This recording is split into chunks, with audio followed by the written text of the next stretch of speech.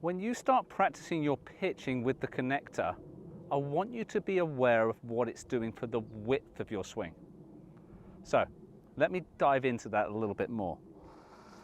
As we place the ball between our arms, creating our setup position, a little bit of forward shaft lean, what you'll notice as I move back now is I keep a pretty constant radius to where my hands are away from me, so they come back down to the center, and then how wide they are on the way through. This makes it a super simple swing that allows us to have good width. So into our dress position, good arm format, and from here it's just simply a turn pointing up, turn pointing through. Gives me a sense of my arc being even.